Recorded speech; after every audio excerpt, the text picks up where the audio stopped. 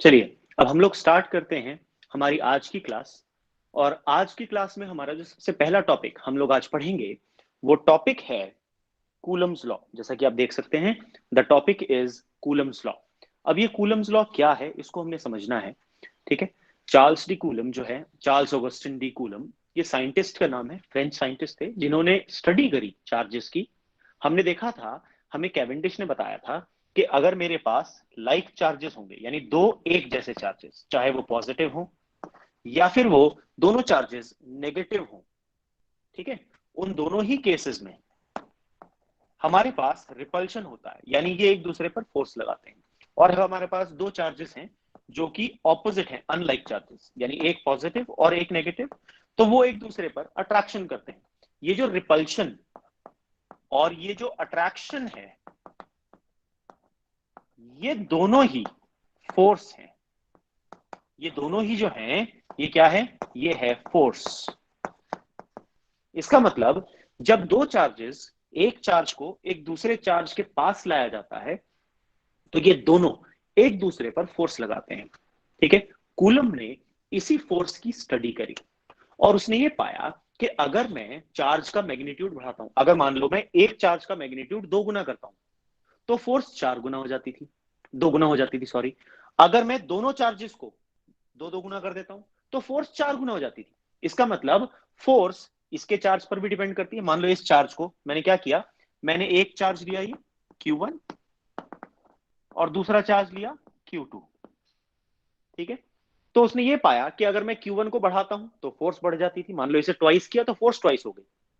तो वहां से पता चला कि फोर्स Q1 के ऊपर डिपेंड करती है, फोर्स के डायरेक्टली प्रोपोर्शनल है। चार्ज को डबल कर रहा हूं, फोर्स डबल हो जाती है। उसने ये भी देखा कि अगर वो Q2 को डबल करता था तो भी फोर्स डबल हो जाती थी, या Q2 को हाफ करता था तो फोर्स हाफ हो जाती थी। इसका मतलब ये जो फोर्स है ये Q2 के भी डायरेक्टली प्रोपोर्शनल है। अगर इन दोनों को मैं एक साथ कंबाइन कर दूं तो मैं इसको ऐसे भी तो कह सकता हूं, F is proportional to Q1 into Q2। यानी जो फोर्स है ये दोनों चार्जेस के जो उनका मैग्नीट्यूड है उसके प्रोडक्ट के डायरेक्टली प्रोपोर्शनल है। दोनों में से एक को बढ़ाओगे तब भी फोर्स बढ़ेगी, दोनों को बढ़ाओगे तब भी फोर्स बढ़ेगी, एक को कम करोगे तब भी फोर्स कम होगी, दोनों को कम करोगे तो दोनों के मैग्नीट्यूड के हिसाब से फोर्स कम हो जाएगी। ये रिलेशन आया। फिर उसने ये पाया कि अगर इनके बीच की दूरी मान लो R थी अभी, उसने ये देखा कि अगर मैं इस R को बढ़ाता हूं, मान लो मैं इस R को दो गुना करता हूं, डबल, तो उसने देखा फोर्स एक चौथाई हो गई। अगर मैं डिस्टेंस को तीन गुना करता हूं तो फोर्स 1/9 टाइम्स हो गई। उसने देखा अगर मैं डिस्टेंस को आधा करता हूं तो फोर्स चार गुना हो गई। तो यहां से ये रिलेशन समझ में आ रहा है, ये इनवर्सली प्रोपोर्शनल टू स्क्वायर है। तो उसने ये पाया कि ये जो फोर्स होती है ये inversely proportional to R square. इसको इनवर्स स्क्वायर लॉ भी बोलते हैं। यही सेम लॉ ग्रेविटेशनल फोर्स में हमने पढ़ा था, वो भी ओबे करती थी इनवर्स स्क्वायर लॉ। ठीक। तो कूलम के हिसाब से जो इलेक्ट्रोस्टैटिक फोर्स होती है वो inversely proportional to R square होती है। अब इस पार्ट को और अगर इस पार्ट को मैं एक साथ कंबाइन कर दूं तो मैं इसको ऐसे लिख सकता हूं, F is proportional to Q1 into Q2 upon R square. यानी ये जो फोर्स है ये डायरेक्टली प्रोपोर्शनल है प्रोडक्ट ऑफ चार्जेस और इनवर्सली प्रोपोर्शनल है square of distance between the charges के। इस प्रोपोर्शनैलिटी को इक्वालिटी में कन्वर्ट करने के लिए RHS पर एक कांस्टेंट मल्टीप्लाई करेंगे। तो हमने उस कांस्टेंट को फिलहाल के लिए बोल दिया K, Q1 Q2 upon R square. ठीक है। ये जो K है इसको कूलम्स कांस्टेंट या इलेक्ट्रोस्टैटिक फोर्स कांस्टेंट नाम से जाना जाता है। ठीक है। इसकी वैल्यू हम अभी आगे निकालेंगे। तो यहां से कूलम ने कहा कि जो दो चार्जेस एक दूसरे के पास रखे गए हैं उनके बीच में जो फोर्स ऑफ अट्रैक्शन या रिपल्शन डिपेंड करता है कि चार्जेस किस तरह के होंगे। अगर लाइक हैं तो रिपल्शन होगा, अनलाइक है तो अट्रैक्शन होगा। तो कूलम ने कहा कि अगर हम दो चार्जेस को एक दूसरे के पास रखते हैं तब उनके बीच में जो फोर्स ऑफ अट्रैक्शन या रिपल्शन जो भी होती है वो डायरेक्टली प्रोपोर्शनल होती है प्रोडक्ट ऑफ चार्जेस के, और इनवर्सली प्रोपोर्शनल होती है square of distance between the charges के। ठीक। इसी सिंपल सी बात को कहा गया कूलम्स लॉ, कूलम के नाम पर ही, क्योंकि उसने इसको डिस्कवर किया था, तो इसके नाम पर इसको नाम दिया गया Coulomb's law of electrostatic force या सिंपली कूलम्स लॉ। तो कूलम्स लॉ एक सीधी सी बात कहता है, किन्हीं भी दो चार्जेस के बीच की जो फोर्स होगी वो directly proportional to the product of their magnitudes है और inversely proportional to the square of distance between the two charges. इसी बात को कहते हैं कूलम्स लॉ। तो F proportional to Q1 Q2, F inversely proportional to R square, combine कर दो तो F is equal to K Q1 Q2 upon R square. यहां पर ये जो K है इसको कूलम्स कांस्टेंट या इलेक्ट्रोस्टैटिक फोर्स कांस्टेंट नाम से कहा जाता है। Got it? तो यहां पर अब हमें एक चीज समझ में आ गई कि ये जो इलेक्ट्रोस्टैटिक फोर्स है, ठीक है, ये जो कूलम्स कांस्टेंट और ये जो इलेक्ट्रोस्टैटिक फोर्स है, इसकी वैल्यू दो चीजों पर डिपेंड करती है। ठीक है, ये जो कूलम्स कांस्टेंट है इसकी वैल्यू दो चीजों पर डिपेंड करती है और फोर्स की भी उसी वजह से। पहला तो है सिस्टम, हम कौन सा सिस्टम मेजरमेंट का इस्तेमाल कर रहे हैं। उसका कारण ये है यूनिवर्सल जैसे ये वाला जो कांस्टेंट है कूलम्स कांस्टेंट जो है, इसकी वैल्यू एसआई सिस्टम में अलग होती है, सीजीएस सिस्टम में बिल्कुल ही अलग हो जाती है। ठीक है, it has different values in the systems, दोनों सिस्टम में इसकी वैल्यू अलग तरीके से लिखी जाती है, बिल्कुल अलग वैल्यूज होती है। ठीक है, दूसरा है मीडियम। क्यों? क्योंकि हमने पढ़ा था कि ये जो फोर्स होती है ये मीडियम के हिसाब से बदलती है। जब आप ग्रेविटेशनल फोर्स याद करो, ग्रेविटेशनल फोर्स के लॉ को यूनिवर्सल लॉ कहा जाता है। दुनिया में कहीं भी किसी भी मीडियम के अंदर उठा के रख दो, ग्रेविटेशनल फोर्स का फॉर्मूला सेम है, लेकिन इसकी वैल्यू बदल जाती है। जो कूलम्स फोर्स होती है ये मीडियम के ऊपर डिपेंड करती है। अगर मीडियम बदल दोगे तो फोर्स की वैल्यू बदल जाती है, क्योंकि सब वैल्यूज के की वैल्यू भी बदल जाती है। Got it? तो इसलिए जो electrostatic force constant and hence electrostatic force depends on medium. तो दो चीजें हैं जो इसको बदल सकती हैं, पहला है सिस्टम ऑफ यूनिट्स यूज्ड, दूसरा है the medium in which we are calculating the force. ठीक है, तो अब ये जो हमने कूलम्स कांस्टेंट पढ़ा इसकी वैल्यू क्या है, किस किस सिस्टम में इसकी वैल्यू क्या है, हम लोग वो समझते हैं पहले। ठीक है भैया, अब देखो सबसे पहले हम बात करते हैं एसआई सिस्टम की। ये वैल्यूज आपको याद करनी पड़ेंगी क्योंकि ये सब एक्सपेरिमेंटली डिराइव्ड है, हमको इनको डिराइव नहीं करना है, हमको सिर्फ इनकी वैल्यूज याद रखनी है। ठीक है, तो सबसे पहले हम बात करते हैं एसआई सिस्टम की। ये जो एसआई सिस्टम है, इस एसआई सिस्टम के अंदर ये जो कूलम्स कांस्टेंट के है इसको लिखा जाता है 1/4 पाई एप्सिलॉन या एप्सिलॉन। ये सिंबल को प्रोनाउंस करते हैं एप्सिलॉन या एप्सिलॉन। ठीक है, अब ये एप्सिलॉन या एप्सिलॉन क्या है? ये है परमिटिविटी ऑफ मीडियम, और यही वो कारण है जिसकी वजह से ये कूलम्स कांस्टेंट मीडियम डिपेंडेंट हो जाता है, इसकी वजह से फोर्स भी मीडियम डिपेंडेंट हो जाती है। ठीक है, अब परमिटिविटी क्या होती है ये हम पढ़ेंगे आगे चल करके। परमिटिविटी की वैल्यू क्या होती है, व्हाट इज परमिटिविटी, ये सब हम पढ़ेंगे आगे चल करके ये क्या होती है डिटेल में। अभी के लिए सिर्फ इतना याद रख सकते हो, एप्सिलॉन या एप्सिलॉन इज द परमिटिविटी। और ये जो एप्सिलॉन होता है इसको epsilon R into epsilon nought ये लिखा जाता है। ठीक है, तो फॉर्मूला बन जाता है K is equal to 1/4 pi epsilon nought epsilon R. ये वैल्यू अभी के लिए टू बी मेमोराइज्ड है, कारण सारे हम समझेंगे बाद में, क्योंकि अभी हम वहां नहीं पहुंचे जहां पर हम इसको समझ पाएंगे क्या है। तो फिलहाल के लिए the only thing that you can do right now is memorise it. परेशान होने की जरूरत नहीं है, सबका एक्सप्लेनेशन आगे चल करके मिलते जाएगा, चैप्टर धीरे धीरे धीरे तुम्हारे सामने खुलता चला जाएगा पूरा, तो तुम्हें दिक्कत नहीं होगी। ठीक है, तो अभी के लिए इसकी वैल्यू ये होती है। जब हम इसकी एक्चुअल वैल्यू कैलकुलेट करते हैं, ये जो एप्सिलॉन नॉट होता है स्पेस, ये कहलाती है परमिटिविटी ऑफ स्पेस या free space. Permittivity of free space, जिसे वैक्यूम भी कहा जाता है। ठीक है, सिंपल में समझे तो बेसिकली किसी मीडियम के अंदर इलेक्ट्रिक फील्ड कैसे प्रोपोगेट होती है वो हमें बताता है, आगे डेफिनेशन वगैरह सारी कराऊंगा। ठीक है, तो परमिटिविटी ऑफ फ्री स्पेस बोलते हैं। इसकी वैल्यू फिक्स्ड है क्योंकि स्पेस कांस्टेंट, एक मीडियम फिक्स हो गया, तो स्पेस के लिए जो एप्सिलॉन नॉट होती है उसकी वैल्यू होती है 8.85 इंटू 10⁻⁻⁻12 कूलम स्क्वायर पर न्यूटन पर मीटर स्क्वायर। ठीक है, ये एप्सिलॉन नॉट की वैल्यू है, ये याद हो जानी चाहिए। This should B memorised. 8.85 into 10⁻⁻12 coulomb square पर न्यूटन पर मीटर स्क्वायर। इसको बोलते हैं परमिटिविटी ऑफ फ्री स्पेस। और ये जो एप्सिलॉन आर यहां पर मैंने लिखा, इसे बोलते हैं relative permittivity. This is called relative permittivity, या इसको डाइलेक्ट्रिक कांस्टेंट भी कहा जाता है। रिलेटिव परमिटिविटी और डाइलेक्ट्रिक कांस्टेंट, इसकी वैल्यू आपको क्वेश्चंस में गिवन आएगी। ठीक है, तो जब हम ये वैल्यूज रखते हैं, अगर मान लो मैं एयर के लिए इसकी वैल्यू निकालूं, एयर के लिए एप्सिलॉन आर 1 होता है, याद रखेंगे, for air epsilon R is 1। ठीक है, इसकी वैल्यू 1 होती है, एप्सिलॉन आर की वैल्यू एयर के लिए 1 होती है। तो सिर्फ बचेगा 1/4 पाई एप्सिलॉन नॉट, तो k की वैल्यू हो जाएगी 1/4 pi epsilon nought. Epsilon nought की वैल्यू ये है। जब ये वैल्यू हम रखते हैं यहां पर, तो k की अप्रोक्सीमेट वैल्यू निकल के आती है 9 इंटू 10⁹ न्यूटन मीटर स्क्वायर पर कूलम स्क्वायर।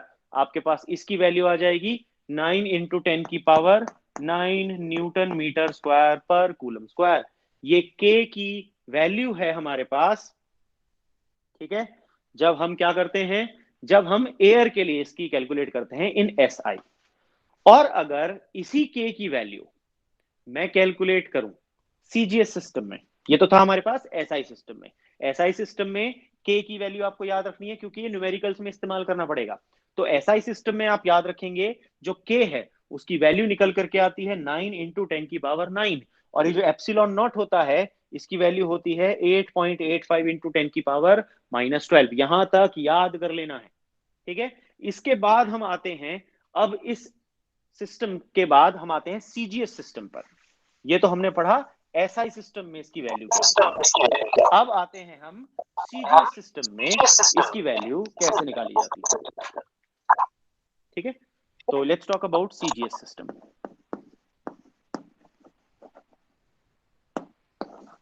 ठीक है, तो ये जो हमारे पास CGS सिस्टम है, इसमें जो k आपके पास होता है, ये कूलम कांस्टेंट, इसकी वैल्यू होती है 1/εr। ये याद रखना, the value of k in CGS system is 1/εr, या इसको डाइलेक्ट्रिक कांस्टेंट भी कहा जाता है।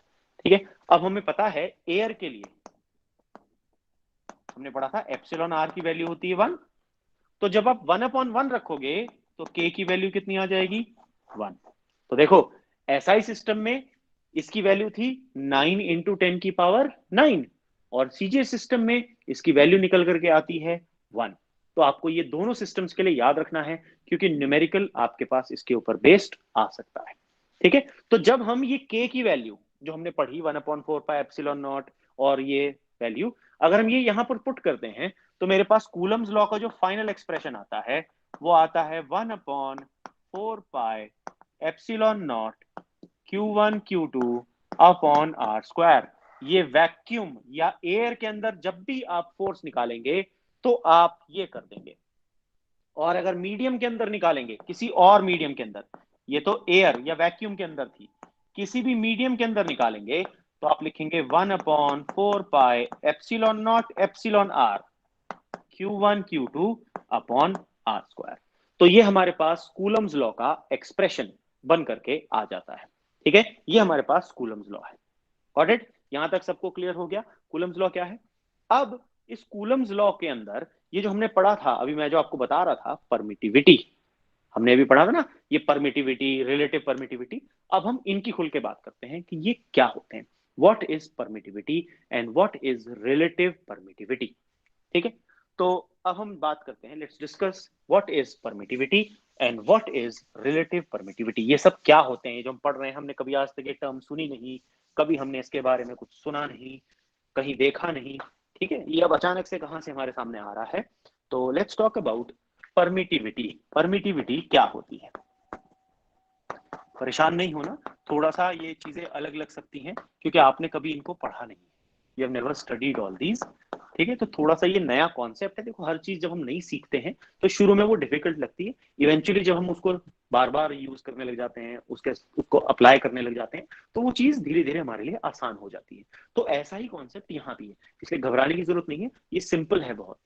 ठीक है, अभी इससे ज्यादा डिफिकल्ट कॉन्सेप्ट तो बहुत सारे सीखने हैं, तो अभी कुछ भी नहीं, it is just the starting. ठीक है, तो परमिटिविटी क्या है? परमिटिविटी के लिए basically describes the amount of charge needed to generate 1 unit of electric flux in a particular medium। ये होती है amount of charge needed to generate, ठीक है, किसी भी मीडियम के अंदर यूनिट फ्लक्स जनरेट करने के लिए, जनरेट यूनिट इलेक्ट्रिक फ्लक्स या फील्ड इन द मीडियम। ठीक है, सीख जाओगे फ्लक्स फील्ड क्या होती है, सब आगे चल के सीख जाओगे। तो बेसिकली किसी भी मीडियम में यूनिट फ्लक्स, इसको अगर हम बिल्कुल बुकिश लैंग्वेज में बोले तो ये वो चार्ज की वैल्यू है जो किसी भी मीडियम में यूनिट फ्लक्स जनरेट करने के लिए चाहिए होता है। फ्लक्स को बोलते हैं किसी मीडियम में से कितनी इलेक्ट्रिक फील्ड लाइंस पास हो रही हैं उसको। आगे चल करके पूरा आता जाएगा, सरल भाषा में समझते हैं, ये तो हमारी बुकिश लैंग्वेज थी। अब हम देखते हैं इसको सरल भाषा में क्या कहते हैं। बेसिकली आपको पता है, जैसे आपके पास एक कंडक्टर है, कंडक्टर में जब आप करंट को भेजते हैं तो कुछ मटेरियल्स हैं करंट को आसानी से पास होने देते हैं, they are called very good conductors. कुछ मटेरियल्स हैं जो उनको रोकते हैं थोड़ा थोड़ा थोड़ा, they are called moderate conductors या सेमीकंडक्टर्स। उसके बाद कुछ मटेरियल होते हैं जो पास ही नहीं होने देते, दे आर कॉल्ड इंसुलेटर्स। तो किसी भी मटेरियल की अगर मैं कैटेगराइज करूं कि वो करंट को कैसे पास होने दे रहा होता है, तो मुझे बोलते हैं कंडक्टर्स, सेमीकंडक्टर्स एंड इंसुलेटर्स। इसी तरह से मटेरियल अपने अंदर से इलेक्ट्रिक फील्ड के साथ कैसे बिहेव करते हैं, उनकी इसी प्रॉपर्टी को नापने के लिए हमने एक टर्म बनाई जिसे कहा जाता है परमिटिविटी। वो किस तरह से अपने अंदर से इलेक्ट्रिक फील्ड को पास होने देते हैं या अपने अंदर किस तरह से इलेक्ट्रिक फील्ड को स्टोर कर सकते हैं, उनकी इसी प्रॉपर्टी को कहा जाता है उनकी परमिटिविटी। ठीक है, तो इसकी जो यूनिट होती है हमने देखा था अभी, एप्सिलॉन नॉट की यूनिट क्या थी? कूलम स्क्वायर पर न्यूटन पर मीटर स्क्वायर। ये इसकी ऐसा यूनिट है, या इसकी एक यूनिट आगे चल करके आप पढ़ोगे वो है फैरेड पर मीटर। ये फैरेड, फैराडे के नाम पर, फैरेड, फैराडे का नाम सुना है ना, फैराडे के नाम पर ही ये बना है फैरेड। ठीक है, इसके बाद इसकी जो सीजीएस यूनिट है, सीजीएस यूनिट क्या है? इसकी जगह क्या लिखोगे? Stat coulomb. न्यूटन की जगह क्या लिखोगे? डाइन। मीटर की जगह लिखोगे सेंटीमीटर। ठीक है, ये इसकी सीजीएस यूनिट बन जाती है परमिटिविटी की। ठीक, जो परमिटिविटी ऑफ फ्री स्पेस या वैक्यूम होता है एप्सिलॉन नॉट, उसकी वैल्यू होती है 8.85 इंटू 10⁻⁻12 कूलम स्क्वायर पर न्यूटन पर मीटर स्क्वायर। ये बात मेमोराइज करनी है हम लोग को, बार बार याद रखनी है ये वैल्यूज। ठीक है, इसके बाद बात करते हैं रिलेटिव परमिटिविटी की। रिलेटिव परमिटिविटी क्या होती है ये समझते हैं। देखो, हमने अभी फॉर्मूला देखा था permittivity of the medium epsilon, अभी पीछे मैंने लिखा था ये, वो था epsilon not into epsilon R. तो ये रिलेटिव परमिटिविटी थी। तो अगर मैं इसका फॉर्मूला बनाऊं तो वो बन जाएगा एप्सिलॉन अपॉन एप्सिलॉन नॉट। ठीक है, अब याद करो रिलेटिव डेंसिटी, रिलेटिव डेंसिटी या स्पेसिफिक ग्रेविटी, पिछले साल आप पढ़ के आए, क्या था वो रिलेटिव डेंसिटी या स्पेसिफिक ग्रेविटी? वो होता था density of substance divided by density of medium, ratio of two similar quantities, density upon density is relative density. ऐसे ही permittivity upon permittivity is relative permittivity. इसी तरह से permittivity divided by permittivity is relative permittivity. अब किसको किससे divide किया? अगर मैं मीडियम की रिलेटिव परमिटिविटी निकाल रहा हूं तो मीडियम की परमिटिविटी को वैक्यूम की परमिटिविटी जो कांस्टेंट है उससे डिवाइड करके जो नंबर आता है उसे बोलते हैं रिलेटिव परमिटिविटी। और ये एक फिक्स्ड वैल्यू है, it is only a number, इसकी कोई डायमेंशंस नहीं होती, it does not have any kind of dimensions. Got it? अभी के लिए इतना ही ये याद रखो। ठीक है, ये रिलेटिव परमिटिविटी का बेसिक फॉर्मूला है। ठीक जी, अब रिलेटिव परमिटिविटी को हम कूलम्स लॉ की फॉर्म में अगर आपसे कहा जाए define relative permittivity in terms of Coulomb's law, ये क्वेश्चन आ जाता है कि अगर आपसे कहा जाए define epsilon r in terms of Coulomb's law. Coulomb's law की टर्म्स में एप्सिलॉन आर यानी रिलेटिव परमिटिविटी को डिफाइन करके बताओ। तो आप क्या करोगे, तो इसके लिए हम फोर्स का, कूलम्स लॉ ने क्या बताया था, एक ही चीज बताई थी, इलेक्ट्रोस्टैटिक फोर्स। तो देखते हैं, कूलम ने कहा कि जो इलेक्ट्रोस्टैटिक फोर्स इन वैक्यूम है उसको एफ नॉट हम नाम दे रहे हैं, वो है 1/4 pi epsilon not Q1 Q2 upon R square. हमने अभी प्रीवियस उसमें पढ़ा था ये, ठीक है। उसके बाद अगर मैं मीडियम की बात करूं, ये किस में है, एयर या वैक्यूम में, ये वाली फोर्स। अगर मैं मीडियम के अंदर इसकी वैल्यू निकालूं तो मीडियम के अंदर हम उसे बोलते हैं एफ, वो आ जाएगा 1/4 pi epsilon Q1 Q2 upon R square. और एप्सिलॉन को हम epsilon not into epsilon R लिख सकते हैं, तो ये आ जाएगा 1/4 pi epsilon not into epsilon R Q1 Q2 upon R square. अब अगर पहली वाली इक्वेशन को दूसरी से मैं डिवाइड कर दूं, तो अगर एफ नॉट अपॉन एफ करता हूं तो देखो क्या आएगा, 1/4 pi epsilon not Q1 Q2 upon R square divided by 1/4 pi epsilon not into epsilon R into Q1 Q2 upon R square. ये पूरा का पूरा कैंसिल, ये यहां से कैंसिल, क्या बचा 1/एप्सिलॉन आर, यानी ऊपर चला गया, किसके बराबर आ गया, एप्सिलॉन आर के। तो अगर मैं कूलम्स लॉ की फॉर्म में रिलेटिव परमिटिविटी को डिफाइन करने को कहा जाए तो आपके पास वो फॉर्मूला आता है एफ नॉट अपॉन एफ। इसका मतलब क्या है, क्या मतलब हम इससे समझे क्या, इससे समझे एप्सिलॉन आर यानी किसी भी मीडियम की रिलेटिव परमिटिविटी ये बताती है कि उस मीडियम में जो फोर्स है वो कितने गुना कम होगी अगर उन चार्जेस को वैक्यूम में रखा जाता। तो यानी अगर मैं दो चार्जेस Q1 और Q2 लेता, उनको वैक्यूम में एक दूसरे से r दूरी पर रखता, तो उनके पास फोर्स F नॉट बन गई थी, जिसकी वैल्यू हमने ये निकाल ली थी। अब अगर मैं उन्हें एक मीडियम में डालूंगा जिसकी रिलेटिव परमिटिविटी एप्सिलॉन आर है, तो अगर मैं यहां से F की वैल्यू निकालूं तो वो F naught upon epsilon r आ जाती है। अब एक चीज याद रखना, ये जो मैंने आपको वैल्यू एप्सिलॉन नॉट की बताई थी, ध्यान से सुनना ये बात, 8.85 इंटू 10⁻⁻12, ये परमिटिविटी की लोवेस्ट पॉसिबल वैल्यू है, यानी परमिटिविटी इससे कम नहीं हो सकती। तो बाकी जितने भी मटेरियल्स हैं उन सबकी परमिटिविटी इससे क्या होगी, अगर इससे कम नहीं हो सकती तो क्या होगी भैया, इससे ज्यादा होगी, ठीक। तो एप्सिलॉन, ये जो एप्सिलॉन आर है ये हमेशा क्या हो जाएगा, ये हमेशा 1 से बड़ा होगा। ऐसा होने की वजह से, क्यों, देखो एप्सिलॉन आर का फॉर्मूला था एप्सिलॉन अपॉन एप्सिलॉन नॉट, क्योंकि ये सबसे कम है तो ये इससे ज्यादा होगा, और जब ये वैल्यू ज्यादा होगी तो ये आंसर हमेशा ग्रेटर देन 1 आएगा। और अगर मैं यहां पर ग्रेटर देन 1 रखूं तो मेरे पास आएगा F is less than F not. अगर मैं किसी नंबर को, मान लो एक टेम्पररी एक रैंडम नंबर लेते हैं 10 डिवाइड बाय 2, आंसर क्या है 5।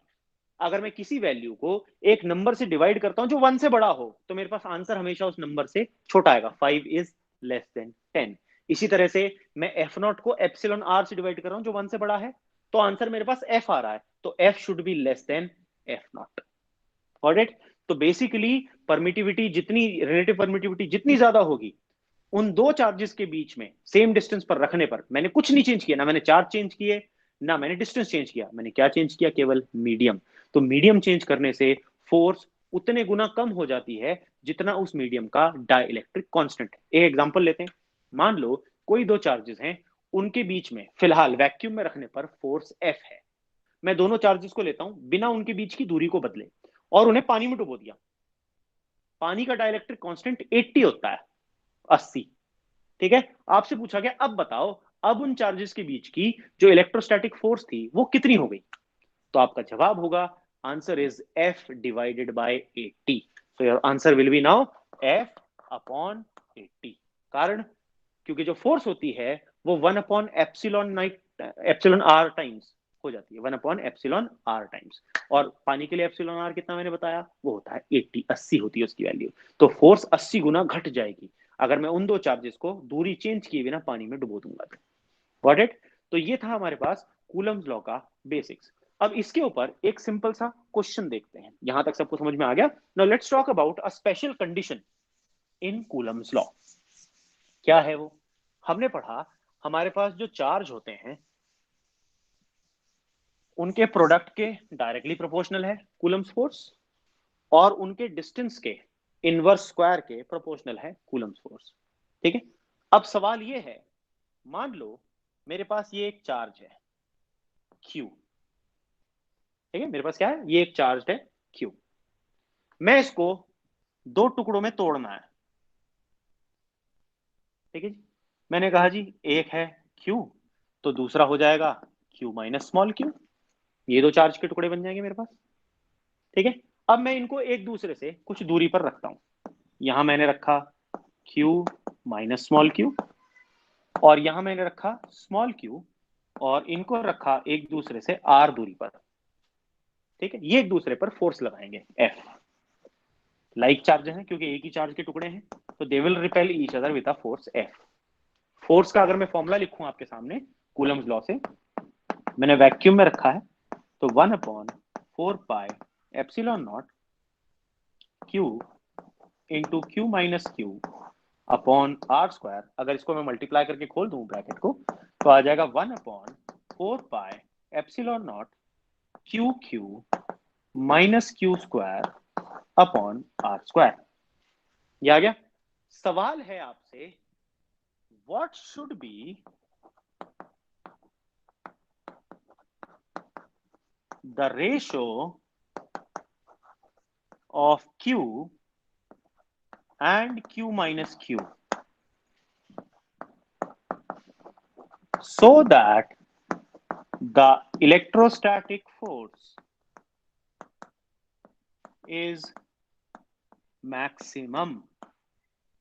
सवाल है ये जो स्मॉल q और capital Q minus small q, यानी मैंने जो टुकड़े बनाए हैं, इन चार्जेस के टुकड़ों का रेशो, यानी मैं चार्ज को किस रेशो में तोड़ूं ताकि उन चार्जेस को अगर r दूरी पर रखा जाए तो वो फोर्स की मैक्सिमम पॉसिबल वैल्यू हो।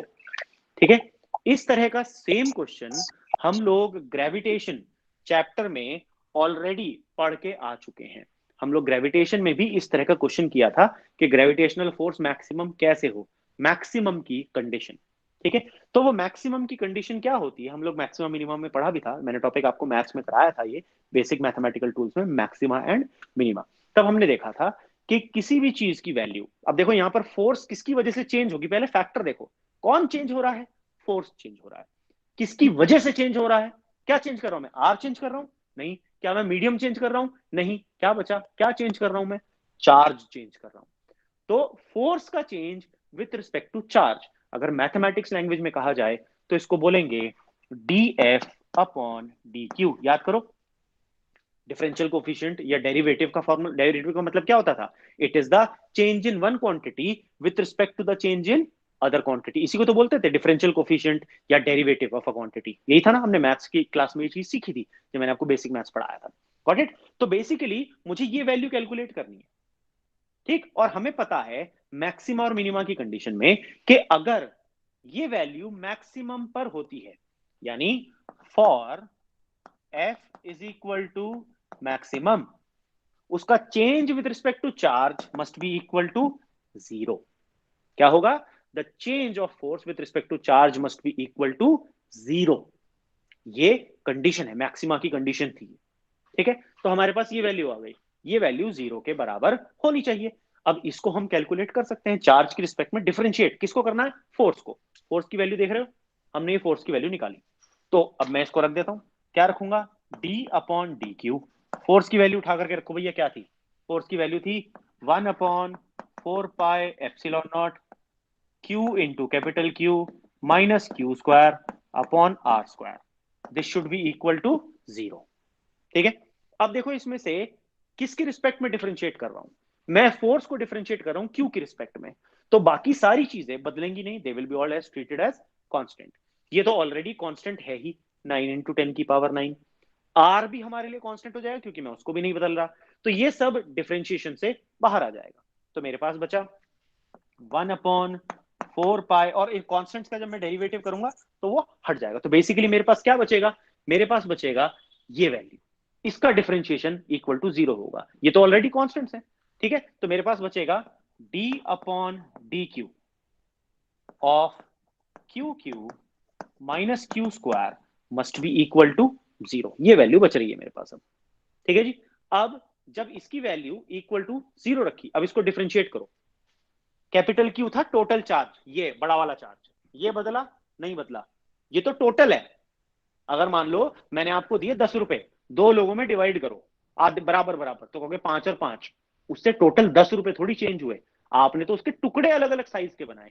अगर मैं कहूं अलग अलग रेशो में, तो अलग अलग रेशो से तोड़ोगे उसको, लेकिन टोटल तो उन सब का सम हमेशा 10 ही आएगा, तो दैट बिकम्स अ कांस्टेंट। इसीलिए कैपिटल क्यू तो कांस्टेंट है, तो इसका डेरिवेटिव तो नहीं होगा, बचा क्या, D Q upon D Q.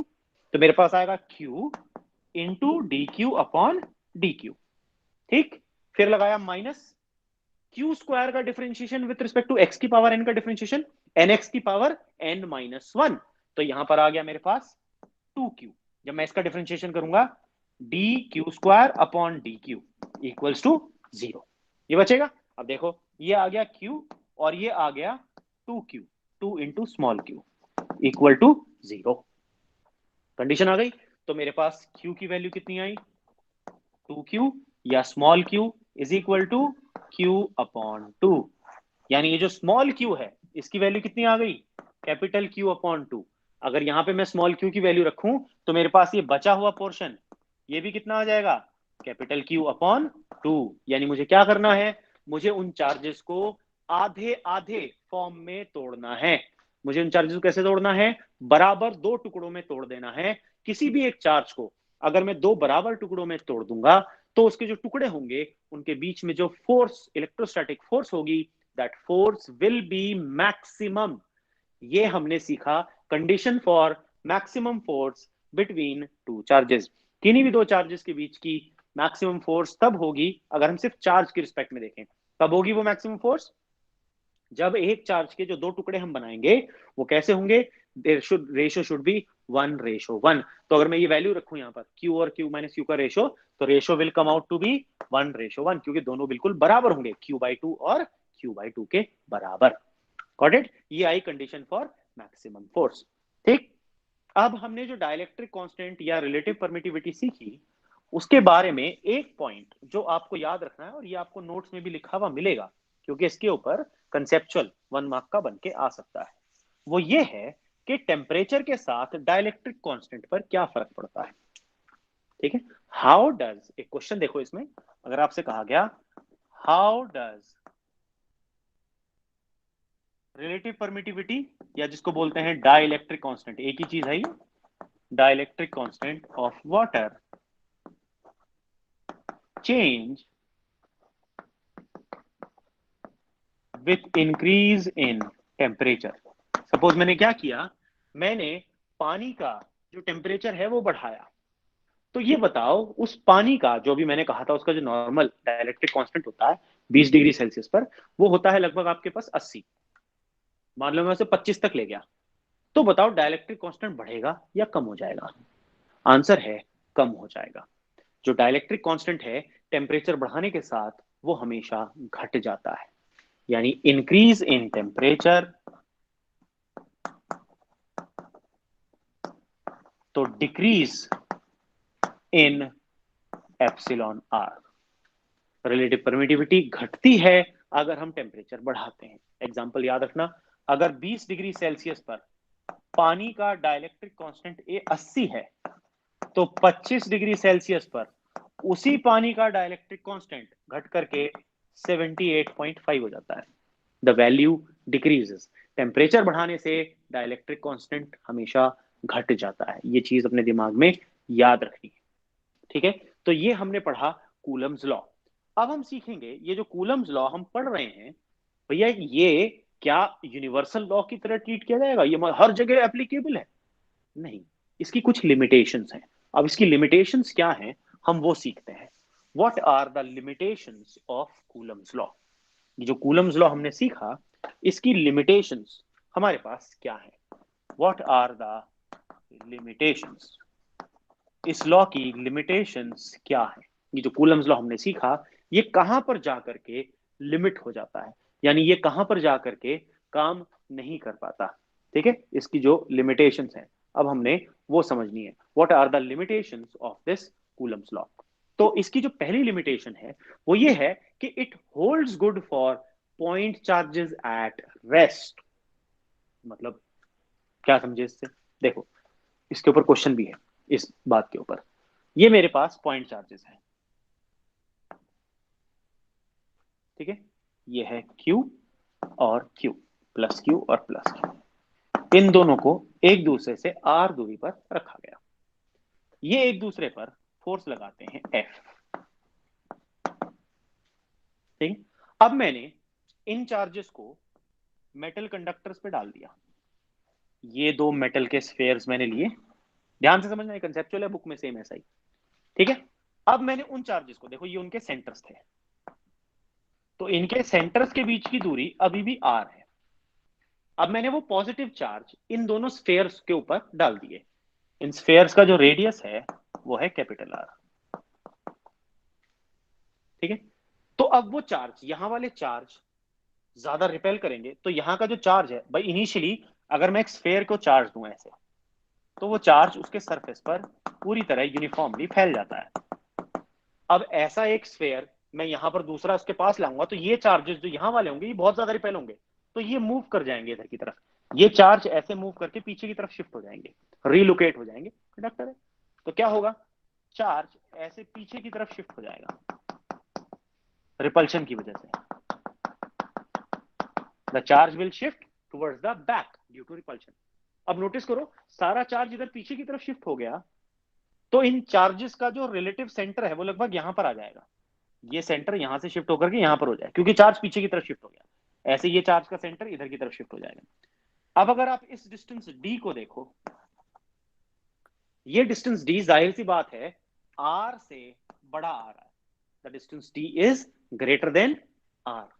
Distance d की वैल्यू जो है वो r से बढ़ रही है, यानी सेंटर ऑफ चार्ज जो हमारे पास, एपरेंट सेंटर ऑफ चार्ज जो आ रहा है वो इन सेंटर से थोड़ा ज्यादा दूरी पर है। अब अगर मैं नई फोर्स निकालूं इस डिस्टेंस को मानते हुए, तो नई फोर्स F डैश आएगी 1/4πε0। चार्ज अब भी Q और Q ही था, Q square upon D square. अब क्योंकि ये D R से बड़ा है, पहले जो मेरे पास फोर्स थी F वो कितनी थी, 1/4πε0 Q square upon R square. और अब जो नई फोर्स है वो कितनी है, 1/4πε0 Q square upon D square. बताओ दोनों में से कौन सी ज्यादा होगी? ऑब्वियसली बात है ये ज्यादा होगी। क्यों? डिस्टेंस कम तो फोर्स ज्यादा, डिस्टेंस ज्यादा तो फोर्स कम। तो मेरे पास ये जो F डैश आएगी, it should be less than F। तो अगर मैं इन चार्जेस को मेटेलिक स्फेयर्स पर डिस्ट्रीब्यूट कर दूं, तो कूलम्स लॉ वहां पर सही नहीं हो पाता। क्यों नहीं हो पाता? क्योंकि वो फोर्स की एक्यूरेट वैल्यू नहीं दे पाता। क्योंकि हम मानेंगे चार्ज का सेंटर तो उसके सेंटर पर ही रख करके मानते हैं, लेकिन असलियत में होता क्या है, असलियत में उसकी जो वैल्यू है वो थोड़ी सी चेंज हो जाती है। तो अगर मैं यहां पर सेंटर मान करके चलूंगा, तब मेरे पास आंसर कूलम्स लॉ से सही नहीं आएगा। तो मुझे एपरेंट सेंटर की वैल्यू निकालनी पड़ेगी तब उससे, तो वहां पर कूलम्स लॉ फिर वैलिड नहीं हो पाता। इसलिए हम मानते हैं कूलम्स लॉ को जब भी हम लिखते हैं, हम हमेशा कहते हैं इट शुड बी कंसिडर्ड, जो हमारे पास चार्जेस हैं दोज आर पॉइंट चार्जेस। ये हमेशा क्या मानते हैं, पॉइंट चार्जेस। Got it? इसके बाद इसका जो सेकंड लिमिटेशन आता है वो आता है न्यूक्लियर डिस्टेंसेस के अंदर। न्यूक्लियर डिस्टेंसेस के अंदर क्या होता है भाई, हमें पता है नॉर्मली कूलम्स लॉ कहता है कोई भी डिस्टेंस लो तो वहां पर डिस्टेंस कम करोगे फोर्स बढ़ जाएगी, डिस्टेंस ज्यादा करोगे फोर्स कम हो जाएगी। लेकिन न्यूक्लियस के अंदर जाकर के ये काम नहीं कर पाता, क्योंकि न्यूक्लियस के अंदर इलेक्ट्रोस्टैटिक फोर्स नहीं, न्यूक्लियस के अंदर न्यूक्लियर फोर्सेस प्ले में आ जाती हैं साथ में। अगर दो प्रोटॉन मेरे पास हैं, भाई देखो हमें पता है दो प्रोटॉन है, तो कूलम्स लॉ के हिसाब से तो ये सिर्फ एक दूसरे को रिपेल करेंगे। लेकिन हम और आपके अंदर, सबके अंदर प्रोटॉन पाए जाते हैं हमारे एटम्स के अंदर, और हमारे एटम में से तो प्रोटॉन निकल निकल के भाग नहीं रहे, हम तो सब स्टेबल हैं नॉर्मली। कि कौन सा रेडियो एक्टिव है, तुम में से कोई रेडियो एक्टिव है? नहीं, मैं भी नहीं हूं। हमारे अंदर से तो कोई प्रोटॉन प्रोटॉन इधर निकल के न्यूक्लियर रिएक्शन नहीं हो रहा, हम बम की तरह तो नहीं फट रहे कहीं भी कोई। क्यों? क्योंकि हमारे लिए ये प्रोटॉन्स अंदर बंधे हुए हैं। अगर कूलम्स लॉ देखो तो कूलम्स लॉ तो कहता है कि एक दूसरे को रिपेल करेंगे, फोर्स लगाएंगे, दूर जाना चाहिए ये, पर इन्हें बांध के रखा हुआ है किसने? न्यूक्लियर फोर्स ने। तो न्यूक्लियर फोर्स ओवरराइड कर जाती है न्यूक्लियस के अंदर, और न्यूक्लियस की जो डायमेंशन होते हैं वो होते हैं 10⁻⁻15 मीटर। क्या बोलते थे इसको? इसको बोलते थे fermi. This distance is called 1 fermi या femtometre. This distance is called fermi या फेम्टोमीटर। ठीक है? तो इस डिस्टेंस के अंदर, इससे या इससे कम में, ये आपका काम नहीं करता, कूलम्स लॉ काम नहीं करता। तो ये इसकी हो गई दूसरी लिमिटेशन। तीसरा आ जाता है कि ये मीडियम डिपेंडेंट है। अगर मैं वैक्यूम के अलावा कहीं भी इसको अप्लाई करना चाहूं तो मेरे पास एक दिक्कत आ जाती है, मुझे उस मीडियम की रिलेटिव परमिटिविटी पता होनी चाहिए। अगर मुझे रिलेटिव परमिटिविटी उस मीडियम की नहीं पता होगी तो मैं कूलम्स लॉ को अप्लाई नहीं कर सकता, क्योंकि वहां इस फॉर्मूला में तब जो एफ इन मीडियम आता है वो होता है 1/4πε0 ε r Q1 Q2 upon R square. तो अगर मुझे ये नहीं पता है एप्सिलॉन आर रिलेटिव परमिटिविटी, तो मैं इसको अप्लाई नहीं कर सकता। तो ये कारण, ये एक फैक्टर है जो इस लॉ को मीडियम डिपेंडेंट बना देता है। अगर आप न्यूटन्स लॉ ऑफ ग्रेविटेशन याद करो, उसमें आपके पास यूनिवर्सल ग्रेविटेशनल कांस्टेंट जी होता था, वैल्यू फिक्स थी पूरे यूनिवर्स के अंदर, 6.67 इंटू 10⁻⁻11 न्यूटन मीटर स्क्वायर पर केजी स्क्वायर, फिक्स्ड। कहीं भी चले जाओ दुनिया, पूरे यूनिवर्स में घुमाओ कहीं भी, value of that constant, universal gravitational constant remain same. वो मीडियम के ऊपर डिपेंड नहीं करता था, इसलिए वो यूनिवर्सल था। ये भैया ये यूनिवर्सल नहीं बन पाता, कारण क्या है? ये छोटी जगह पे नहीं लगाया जा सकता, ये मीडियम के अंदर जाकर के वैल्यू बदल देता है अपनी। तो ये भी इसकी एक लिमिटेशन हो जाती है कि ये जो कूलम्स कांस्टेंट होता है, ये electrostatic force constant, it is medium dependent, which makes Coulomb's law medium dependent. ठीक है? अब ये जो लॉ है, ये लॉ निकाला गया एक्सपेरिमेंटेशन से, टॉर्सन बैलेंस का इस्तेमाल करते हुए कूलम ने ये लॉ डिराइव किया था। तो ये एक्सपेरिमेंट से निकला, इसलिए ये एक एक्सपेरिमेंटल लॉ है। और क्योंकि ये यूनिवर्स में हर जगह एप्लीकेबल नहीं है, इसलिए यूनिवर्सल लॉ नहीं है। Coulomb's law is not a universal law, it is an experimental law, क्योंकि ये एक्सपेरिमेंटली डिराइव किया गया है। Got it? तो ये हमारे पास था कूलम्स लॉ और उसका बेसिक कॉन्सेप्ट। ठीक है? अब हम बात करते हैं, ये जो कूलम की फोर्स है, ये जो हमने कूलम की फोर्स पढ़ी, इस कूलम की फोर्स को हम किस तरीके से, ये जो कूलम फोर्स है, हम इसको किस तरीके से इस्तेमाल कर सकते हैं, या इस कूलम फोर्स को हम किस तरीके, इसके कुछ कैरेक्टरिस्टिक्स क्या है, वो हमने अब सीखनी है। थोड़ा बेसिक सा कॉन्सेप्ट है, समझ लीजिए इसको। सबसे पहला क्या है, ये जो कूलम फोर्स होती है बिटवीन एनी 2 पॉइंट चार्जेस, ये एक सेंट्रल फोर्स है। सेंट्रल फोर्स का मतलब क्या होता है? मान लो मैंने कोई भी दो चार्जेस लिए, कंसिडर एनी 2 चार्जेस। हम समझते हैं सेंट्रल का मतलब क्या होता है। ये वर्ड आपने ग्रेविटेशन में भी सीखा था, gravitational force was also a central force. अब ये सेंट्रल फोर्स क्या होती है? मान लो ये मेरे पास चार्ज है, ठीक है? तो चार्ज इन बॉडीज पर फैला है, तो ये जो फोर्स होगी ये हमेशा उस लाइन के अलोंग एक्ट करेगी। अगर मान लो दोनों बॉडीज पॉजिटिव हैं तो ये फोर्स ऑफ रिपल्शन इसी लाइन के अलोंग एक्ट करेगी जो इन बॉडीज के सेंटर्स को ज्वाइन करता है। यानी it always acts along the line joining the centres of to charges, इसी को बोलते हैं सेंट्रल। तो जो हमारे पास इलेक्ट्रोस्टैटिक फोर्स है, it is central in nature, it is a central force. ठीक है? दूसरी चीज है, ये जो इलेक्ट्रोस्टैटिक फोर्स है ये स्फेरिकली सिमेट्रिक होती है। Electrostatic force is spherically symmetric. मतलब क्या है भैया? मान लो मैंने एक चार्ज लिया Q1, ठीक है? इससे R दूरी पर मैंने दूसरा चार्ज Q2 रखा,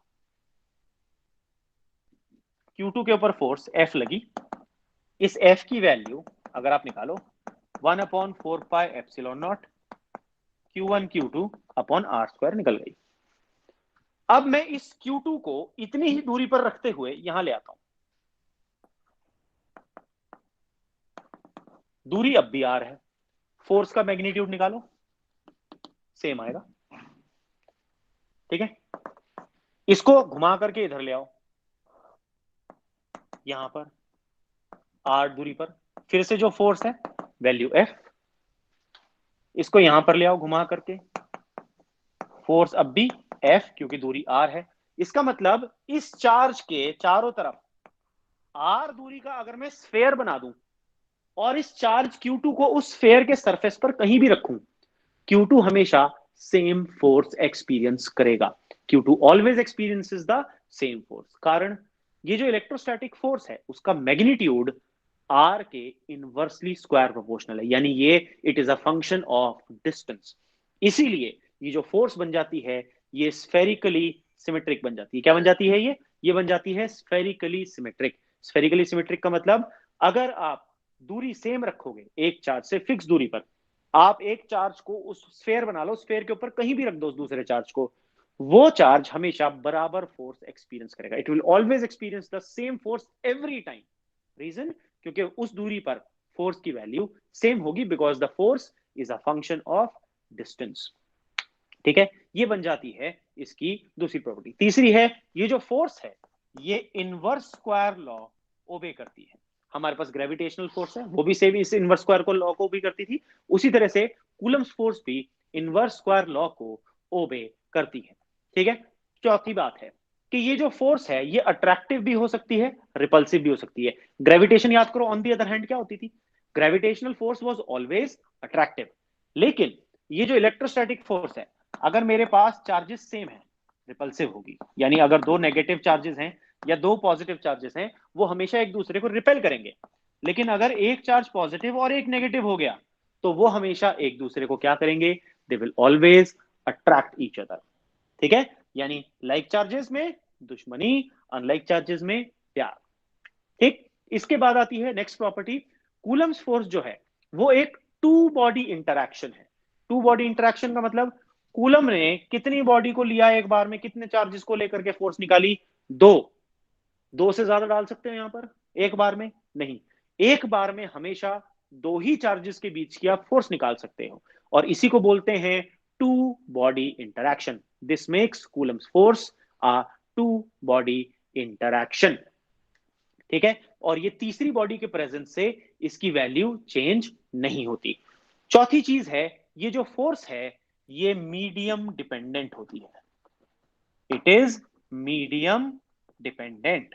अब भैया ये मीडियम डिपेंडेंट का मतलब क्या है, याद करो, अगर मैं इसकी जगह एयर या वैक्यूम की जगह कुछ और डाल दूंगा तो यहां पर एप्सिलॉन आ जाएगा, यानी इसकी वैल्यू बदल जाएगी। तो अगर मीडियम चेंज करने से किसी फोर्स की वैल्यू चेंज हो जाती हो तो हम कहेंगे भैया वो मीडियम के ऊपर डिपेंड करती है। इसी को बोलते हैं मीडियम डिपेंडेंसी। ठीक है, तो हमने पढ़ा कि जो कूलम्स फोर्स होती है ये मीडियम डिपेंडेंट भी होती है। ठीक, तो हमने आज पढ़ा कूलम्स लॉ क्या है, उसकी स्केलर फॉर्म हमने सीखी, जो हमारे पास परमिटिविटी होती है, डाइलेक्ट्रिक कांस्टेंट या रिलेटिव परमिटिविटी, उसके बारे में सीखा हमने, और मैक्सिमम फोर्स की कंडीशन हमने आज सीखी। हमने ये भी सीखा कि जो रिलेटिव परमिट ये जो इलेक्ट्रोस्टैटिक फोर्स है इसकी क्या क्या खास कैरेक्टरिस्टिक्स हैं, और कूलम्स लॉ की साथ ही साथ हमने सीखी थी कि उसकी लिमिटेशन क्या क्या है। ठीक है, आई होप यहां तक आप सबको टॉपिक बिल्कुल क्लियर हो गया होगा।